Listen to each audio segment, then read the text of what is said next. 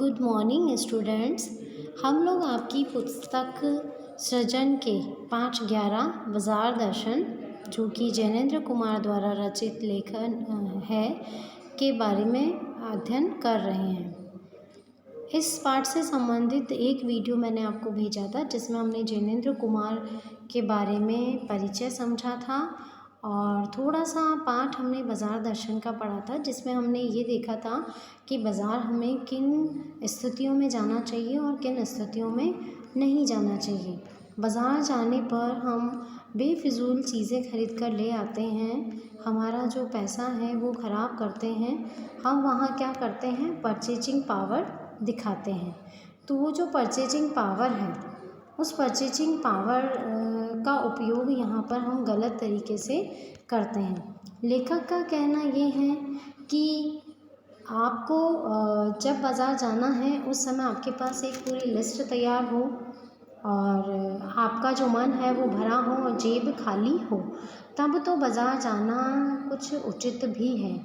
वरना हम क्या करते हैं, बाज़ार का जो जादू है उस जादू से आकर्षित होकर हम बेकार और फालतू की चीज़ें बाज़ार से खरीद लाते हैं।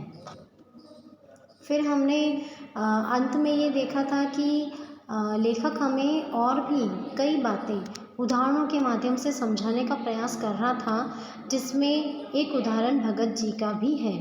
तो अब हम उस भगत जी के उदाहरण को विस्तार से देखते हैं। पड़ोस में एक महानुभाव रहते हैं, जिनको लोग भगत जी कहते हैं। चूरन बेचते हैं। ये जो भगत जी हैं वो क्या करते हैं, चूरन बेचने का काम करते हैं। यह काम करते जाने उन्हें कितने बरस हो गए हैं और इस काम को करते करते उन्हें कई साल हो चुके हैं, लेकिन किसी एक भी दिन चूरन से उन्होंने 6 आने पैसे से ज़्यादा नहीं कमाए। लेकिन लेखक यहाँ ये कह रहे हैं कि उन्होंने इस चूरन बेचने के काम में 6 आने से ज़्यादा पैसे कभी भी नहीं कमाए हैं। यानी वो ये बताना चाहते हैं कि वो व्यक्ति अपने जीवन में कितना संतुष्ट है।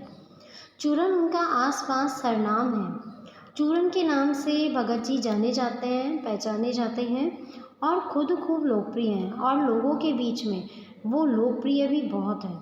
कहीं व्यवसाय का गुर पकड़ लेते और उस पर चलते तो आज खुशहाल क्या माला माल होते। और उनका व्यवहार या आकर्षण इतना है कि लोग उनसे बहुत प्रभावित रहते हैं। वो सभी के बीच में लोकप्रिय हैं। अगर उन्होंने कोई व्यवसाय किया होता तो आज वो बहुत ज़्यादा खुशहाल या मालामाल होते। क्या कुछ उनके पास न होता, आज उनके पास किसी भी चीज़ की कमी नहीं होती।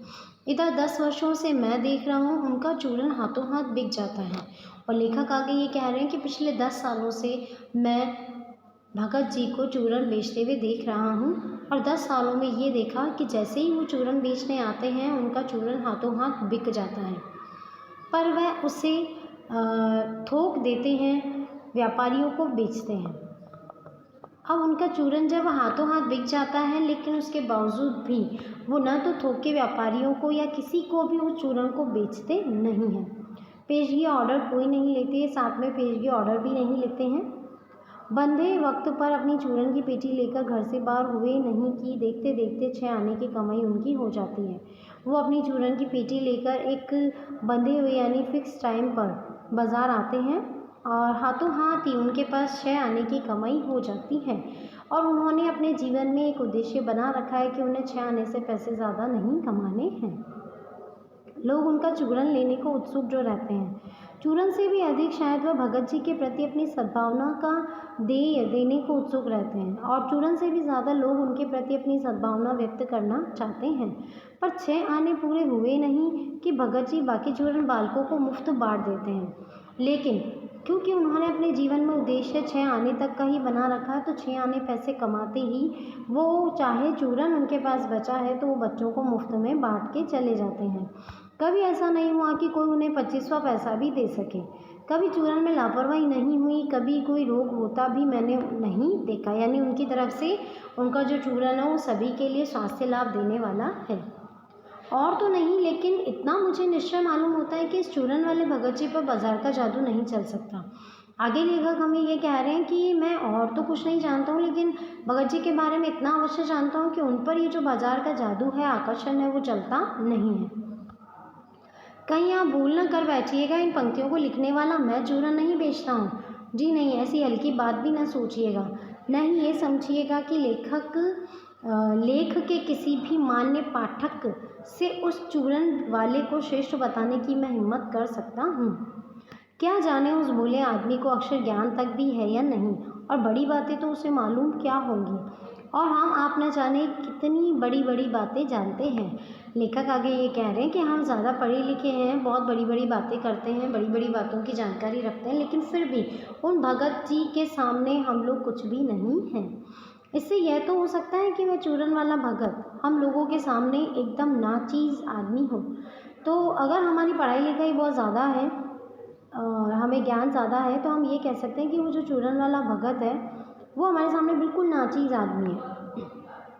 लेकिन आप पाठकों की विद्वान श्रेणी का सदस्य होकर भी मैं ये स्वीकार नहीं करना चाहता हूँ कि उस अपदार्थ प्राणी को वह प्राप्त है जो हम में से बहुत कम को शायद प्राप्त है। लेकिन चाहे वो हमसे नाचीज़ आदमी है, लेकिन फिर भी वो व्यक्ति हमसे ज़्यादा श्रेष्ठ है। क्योंकि उस पर बाजार का जादू नहीं चलता। वो ऐसा आदमी है, ऐसा प्राणी है कि उसके पास वो चीज़ है जो हमारे पास नहीं है, और वो चीज़ है उसका धैर्य, उसकी शांति, उसका संतोष। और वो संतोष उसे मात्र 6 आने में ही प्राप्त हो जाता है, और हम पूरे जीवन भर पैसा कमाने के लिए या बाज़ार के जादू में लिप्त रहते हैं। उस पर बाज़ार का जादू वार नहीं कर पाता, माल बिछा रहता है, उसका मन अडिग रहता है। क्या उसके सामने बाज़ार अपना आकर्षण नहीं दिखाता है, लेकिन फिर भी वो अपने मन में इतना अडिग है कि उस पर बाज़ार का जादू नहीं चल पाता। पैसा उसके आगे होकर भीख तक मांगता है कि मुझे ले लो, और पैसा 6 आने में उसका चूरन बिक जाता है। उसके बाद भी उनके पास चूरन और बचता है। वो चाहे तो उस चूरन को बेचकर और पैसे कमाए जा सकते हैं, लेकिन वो उस चूरन को मुफ्त में बच्चों को बांटकर चले जाते हैं। तो जो पैसा है ना, वह भी उसके सामने भीख मांगता है कि तुम मुझे ले लो, लेकिन फिर भी वो व्यक्ति इतना अडिग है, इतना कठोर है कि उसके मन में पैसे पर भी दया नहीं आती है। वो पैसों को देखकर पिघलता नहीं है या उसे लालच नहीं आता है। वह निर्मम व्यक्ति पैसों को अपने आहत गर्व में बिलखता ही छोड़ देता है। ऐसे आदमी के आगे क्या पैसे की व्यंग शक्ति कुछ भी चलती होगी? क्या वह शक्ति कुंठित होकर सलज्ज ही न हो जाती होगी? तो क्या ऐसे व्यक्ति के सामने वो जो पैसे की शक्ति है, क्या वो अपने आप को लज्जित नहीं मानती होगी? पैसे की व्यंग शक्ति की सुनिए, वह दारुण है। मैं पैदल चल रहा हूँ कि पास ही धूल उड़ाती निकल गई एक मोटर गाड़ी। पैसे की व्यंग शक्ति कैसी होती? बहुत ही दारुण होती है। वह क्या निकली मेरे कलेजे को कौंधती हुई एक कठिन व्यंग की लीक की आर पार से हो गई, जैसे किसी ने आंखों में उंगली देकर ये कहा हो कि देखो उसका नाम है मोटर और तुम उससे वंचित हो। आपके समक्ष एक उदाहरण प्रस्तुत है, जिस उदाहरण में लेखक ने हमें ये समझाने का प्रयास किया है कि हम किस तरीके से थोड़ी देर में भी कृतज्ञ बन जाते हैं। हमारे समक्ष एक मोटर आई और धूल उड़ाती हुई चली गई। उसका जो धूल उड़ाना था या उसकी जो तेज़ स्पीड थी, उसने हमें क्या दर्शाया कि देखो इसका नाम मोटर है, जो कि तुम्हारे पास नहीं है। क्यों? क्योंकि तुम पैदल चल रहे हो। यह मुझे अपनी ऐसी विडंबना मालूम होती है कि बस पूछिए नहीं।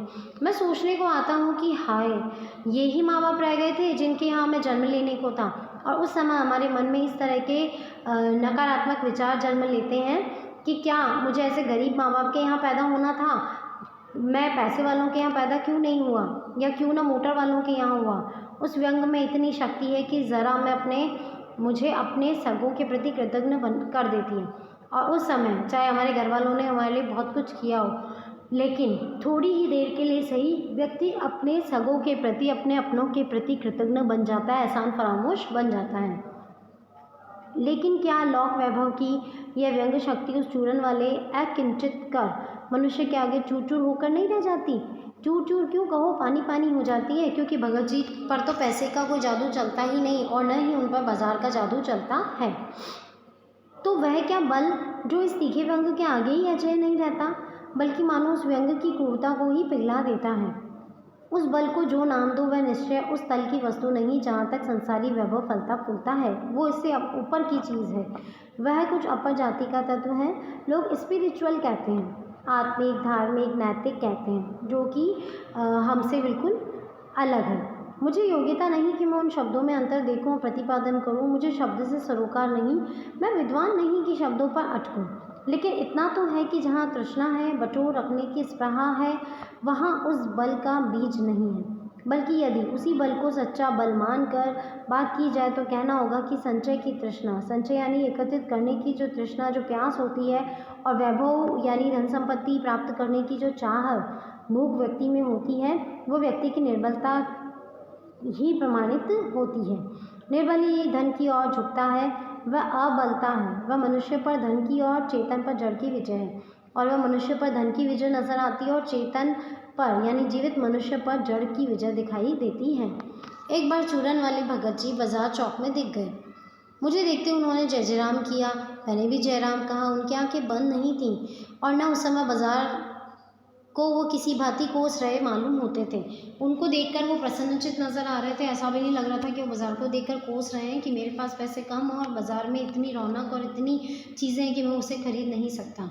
राह में बहुत लोग, बहुत बालक मिले जो भगत जी द्वारा पहचाने जाने के इच्छुक थे।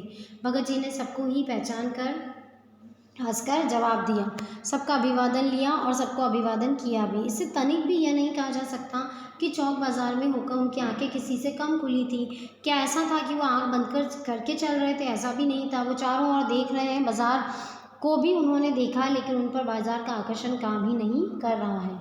लेकिन भौचक्के हो रहने की लाचारी उन्हें नहीं थी। व्यवहार में पसोपेश उन्हें नहीं था और खोए से खड़े नहीं वह रह जाते थे।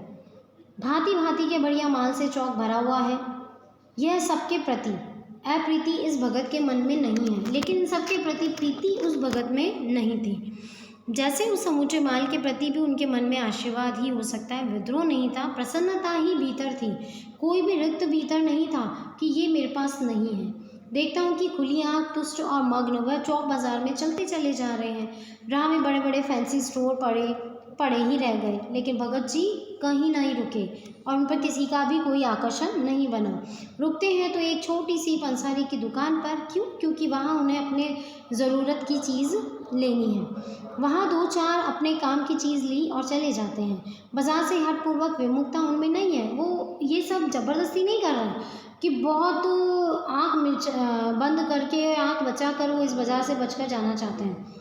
लेकिन अगर उन्हें जीरा और काला नमक चाहिए तो इससे चौक बाज़ार की सत्ता उनके लिए तभी तक है। अब उनको सिर्फ जीरा और नमक चाहिए अपना चूरन बनाने के लिए, तो उस चूरन के लिए चौक बाज़ार की सत्ता उनके पास में तब तक ही सीमित और तब तक ही उपयोगी है जब तक कि वहाँ पर जीरा और नमक मिलता है। जैसे उन्होंने जीरा और नमक खरीदा, उनका वो आकर्षण समाप्त हो जाता है। ज़रूरत भर जीरा वहाँ से ले लिया और फिर सारा चौक उनके लिए आसानी से ना ही के बराबर है। वे जानते हैं कि जो उन्हें चाहिए वह जीरा और नमक है। बस इस निश्चित प्रतीति के बल पर शेष सब चांदनी चौक का आमंत्रण उन पर व्यर्थ होकर बिखरा पड़ा रहता है। आमंत्रण तो उन्हें भी दिया जा रहा है, बाजार जो है उन्हें भी आकर्षित कर रहा है, लेकिन उन पर उस आकर्षण का कोई असर नहीं होता है। चौक की चांदनी दाएं बाएं भूखी की भूखी ही फैली रह जाती है। वह भगत जी को भी अपने भूख का ग्रास बनाना चाहती है, लेकिन भगत जी पर उसका कोई असर नहीं होता, क्योंकि भगत जी को जीरा चाहिए वह तो कोने वाली पंसारी की दुकान पर ही मिल जाता है और वहाँ से सहज भाव से वो ले भी लेते हैं। इससे आगे आसपास अगर चांदनी बिछी रहती है तो बड़ी खुशी से बिछी रहे, भगत जी को उस बेचारी से कोई मतलब नहीं है। यहाँ मुझे ज्ञात होता है कि बाजार को सार्थकता वही मनुष्य दे सकता है जो जानता है कि वह क्या चाहता है। यहाँ लेखक ये कहना चाहता है कि बाजार की सार्थकता वही मनुष्य जानता है जिसे ये पता है कि उसे आखिर बाजार से चाहिए क्या, वो क्या खरीदना चाहता है। और जो नहीं जानते कि वे क्या चाहते हैं, अपनी परचेजिंग पावर के गर्व में अपने पैसे से केवल एक विनाशक शक्ति, शैतानी शक्ति, व्यंग की शक्ति ही बाजार को देते हैं। व्यंग की शक्ति कैसे देते हैं कि एक व्यक्ति दूसरे व्यक्ति पर व्यंग करता है, एक व्यक्ति दूसरे को नीचा दिखाता है और अपनी परचेजिंग पावर के गर्व में चूर रहता है। न तो वे बाज़ार से लाभ उठा सकते हैं और न उस बाज़ार को वो सच्चा लाभ दे सकते हैं, क्योंकि वो तो अनाप शनाप बेफिजूल चीज़ें खरीदते हैं। वे लोग बाज़ार का बाजारूपन बढ़ाते हैं, जिसका मतलब है कि कपट बढ़ाते हैं। कपट कैसे बढ़ेगा? अगर बाज़ार से बहुत सारी चीज़ें आप खरीद कर घर पे ले आते हो जो कि आपके काम की नहीं है, तो बाज़ार में उसकी कमी हो जाती है और कमी हो जाती है तो वो चीज़ महंगी हो जाती है। महंगी होने से कपट बढ़ता है। लोग क्या करते हैं, एकत्र करने लगते हैं और दूसरों को, जिन लोगों को उस चीज़ की वास्तविकता में आवश्यकता है, उन तक वो चीज़ नहीं पहुंच पाती है। कपट की बढ़ती का अर्थ परस्पर में सद्भाव की घटी है, और जब कपट बढ़ता है तो आपस में सद्भावना कम होती जाती है।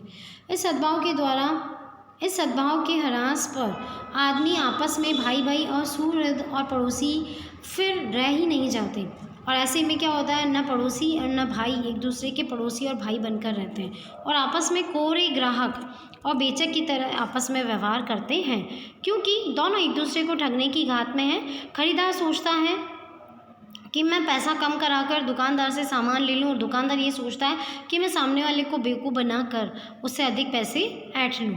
एक की हानि में दूसरे को अपना लाभ नजर आता है, और यह बाजार का बल्कि इतिहास का सत्य माना जाता है। ऐसे बाजार को बीच में लेकर लोगों में आवश्यकताओं का आदान प्रदान नहीं होता, बल्कि क्या होता है, शोषण होने लगता है, दोनों तरफ कपट बढ़ता जाता है। तब कपट सफल होता है, निष्कपट जो होता है वो बेचारा इसका शिकार बन जाता है। ऐसे बाजार मानवता के लिए विडंबना है, और जो ऐसे बाजार का पोषण करता है, जो उसका शास्त्र बना हुआ है, वह अर्थशास्त्र सरासर औंधा है, वह मायावी शास्त्र है, वह अर्थशास्त्र अनीति शास्त्र है। और ऐसे अर्थशास्त्र को लेखक ने क्या माना है कि वो सिर्फ औंधा है, मायावी शास्त्र है, और अनीति शास्त्र उस अर्थशास्त्र की परिभाषा या संज्ञा हम नहीं दे सकते। तो ये आपका जो पाठ है बाजार दर्शन वो समाप्त हो गया है। हम प्रश्नोत्तर देख लेते हैं। सबसे पहले है वस्तुनिष्ठ प्रश्न। लेखक ने बाजार की असली कृतार्थता बताई है। इसका आंसर ब होगा, आवश्यकता के समय काम आना। दूसरा प्रश्न, भगत जी ने कभी चूरन बेचकर 6 आने से ज़्यादा नहीं कमाए, क्यों? क्योंकि वे संतोषी थे, इसलिए और अधिक कमाना नहीं चाहते थे, यानी 6 आने में ही वो पूरी तरीके से संतोष करते थे। अति लघुतरात्मक प्रश्न। पहला प्रश्न, लेखक के अनुसार बाजार का जादू किस राह से काम करता है? तो लेखक के अनुसार बाजार का जादू आंख की राह काम करता है। दूसरा प्रश्न, लेखक ने किस समय बाजार न जाने की सलाह दी? तो यहाँ उत्तर हम 2 प्रकार से लिखेंगे कि लेखक ने हमें 2 तरह से बाजार न जाने की सलाह दी। एक तो जब आपकी जेब भरी हो, हमें तब बाजार नहीं जाना चाहिए, और एक आपका जब मन खाली हो तब बाजार नहीं जाना चाहिए, क्योंकि जेब भरी होगी, मन खाली होगा तो हम कुछ भी बेफिजूल की चीज़ें खरीद लाएंगे। तीसरा प्रश्न, चूरन वाले भगत जी का जीवन हमें क्या शिक्षा देता है? चूरन वाले भगत जी का जीवन हमें ये शिक्षा देता है कि हमें जो कुछ भी हमारे पास है उसमें संतोषी प्रवृत्ति रखनी चाहिए। चौथा, पैसे की परचेज पावर से आप क्या समझते हैं? पैसे की परचेज पावर का मतलब है कि आप बाजार गए और आपने कुछ भी बिना लिस्ट के, बिना सोचे समझे सामान खरीद लिया। लघुतरात्मक प्रश्न, जो लोग बाजार का बाजारूपन बढ़ाते हैं उनसे बाजार पर क्या प्रतिकूल प्रभाव पड़ता है? जो लोग बाजार का बाजारूपन बढ़ाते हैं उससे प्रतिकूल प्रभाव हम ये कह सकते हैं कि चीज़ें महंगी हो जाती है, लोगों के बीच में कपट बनता है, खरीदार और बेचने वाला दोनों ही एक दूसरे को लूटने में और कपट करने में लगे रहते हैं। इसके बाद हम देखते हैं दूसरा प्रश्न, लघुतरात्मक प्रश्न में दूसरा प्रश्न, हमें बाजार से वस्तुएं खरीदते समय किन बातों का ध्यान रखना चाहिए? हमें बाजार से वस्तुएं खरीदते समय ये ध्यान रखना चाहिए कि हम लिस्ट बनाकर बाजार जाएं और बहुत ज़्यादा पैसे खर्च करके ना आएँ, ज़रूरत की चीज़ों को ही लाएं, जो चीज़ें हमारे लिए बहुत आवश्यक है उन्हीं चीज़ों की खरीदारी हम करें, और बेफिजूल की बेफालतू की चीज़ें ना लाएं, और खाली मन कभी बाजार न जाएं, और भरी जेब बाजार न जाएं। अब है निबंधात्मक प्रश्न। बाजार दर्शन निबंध में लेखक ने बाजार का सही उपयोग करने के लिए किन किन बातों का ध्यान रखने पर बल दिया है? आप बाजार का सही उपयोग किस प्रकार करेंगे? आप इस प्रश्न का उत्तर अपने विवेक से लिख सकते हैं। हमने जो भी पूरा पाठ पढ़ा है उस पूरे पाठ के अंदर बहुत सारी जगह पर हमें लेखक के द्वारा ये समझाया गया है कि हमें बाजार जाते समय किन किन चीज़ों का ध्यान रखना चाहिए और बाजार का सही उपयोग करने का तरीका भी क्या है। तो इन सारी बातों को ध्यान में रखते हुए आप इसका उत्तर देंगे। दूसरा प्रश्न, उपभोक्तावाद से प्रभावित समाज में उपभोक्ताओं को शोषण से बचाने के लिए आप क्या सुझाव देना चाहेंगे? हम ये कह सकते हैं कि उपभोक्तावाद से प्रभावित समाज में उपभोक्ताओं को शोषण से बचाने के लिए हम ये सुझाव दे सकते हैं कि जो उपभोक्ता है वो आवश्यकता के अनुसार ही वस्तुओं का और चीज़ों का चयन करे, और ख़रीदे भी इसी तरीके से। बाज़ार बहुत ज़्यादा आकर्षण वाला होता है, हमें अपनी ओर आकर्षित करता है, लेकिन हमें उसके जादू में फंसना नहीं चाहिए। हमें भगत के समान संतोषी प्रवृत्ति रखते हुए जो बाज़ार है उसके उपयोगितावाद को बढ़ाना चाहिए। बाज़ार को सार्थकता प्रदान करने में हमारा योगदान देना चाहिए। तो स्टूडेंट्स, आपका ये जो पाठ है वो ख़त्म हो गया है और इस पाठ के साथ हम ये कह सकते हैं कि आपकी सृजन पुस्तक जो है उसके सारे पाठ जो कि आपके सिलेबस में शामिल हैं उन सबको मैंने आपको बहुत अच्छे से समझा दिया है, करवा दिया है। अब आप अपने हिसाब से इन प्रश्नों के उत्तरों की प्रैक्टिस करें जो आपके लिए अच्छा रहेगा। धन्यवाद।